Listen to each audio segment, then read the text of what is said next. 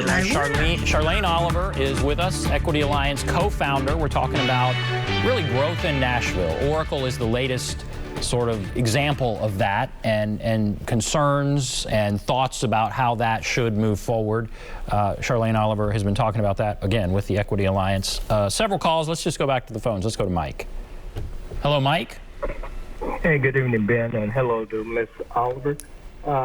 Everything she's pretty much said so far, I agree with 100%. But one of the things with our governor, we have to realize that his last name is Lee, of the Lee Company, which is a big organization that does business no longer just out of Nashville. Like back in the day, they do statewide, they do residential, they do corporate facility maintenance throughout the Southeast now.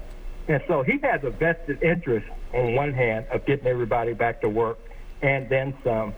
As far as the workers who they say don't want to go back to work, what these workers have seen during the COVID crisis is that how vulnerable they are, how close they came to a financial cliff and falling off. And it's made them more aware of their budgets, how critical that they need to make some structural changes.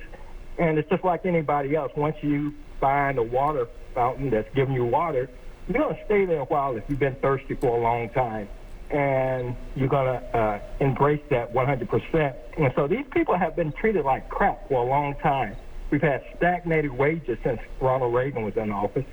And people are realizing that they do have work and that they deserve to be treated better. I mean, for decades now. Mm-hmm. As far as Oracle, they're going to be bringing, well, I've heard 93% of their workforce from all over the world. Oracle has divisions literally all over the world. If you can check on their website, Human Resources, they've already started putting out on the bulletin board that they are going to be hired for positions in Nashville.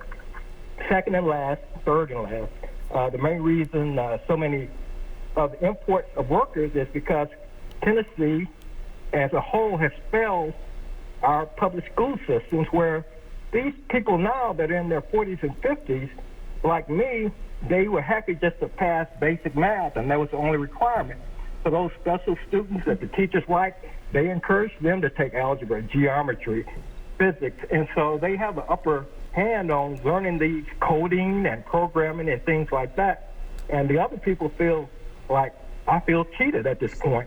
And it would take another lifetime for me to learn the skills to be able to make what we call a living wage now, Ben. And I would like to have her respond to that. And you guys have a good night. Thank you, Mike. What are your thoughts there? I agree with everything he said. He made some very valid points. Even at the end there, I mean, we do have to address our aging population. Folks are working longer, and so our older generation that is still in the workforce and has to sort of pivot. I think about my mom, and she's a school teacher, been in the school system, for over 30 years, and I couldn't imagine her having to go and find another career at this point now that technology has changed so much. So, yes, that is a real thing.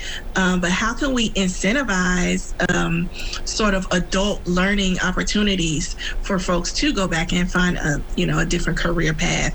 I think that when Haslam created, allow for free 2-year college tuition was a good thing, and so we should continue on that momentum. But it doesn't help when you have another governor that's like taking at every turn, stripping people away opportunities to feed their family. So he made some good points. I can't disagree with anything that he said at all.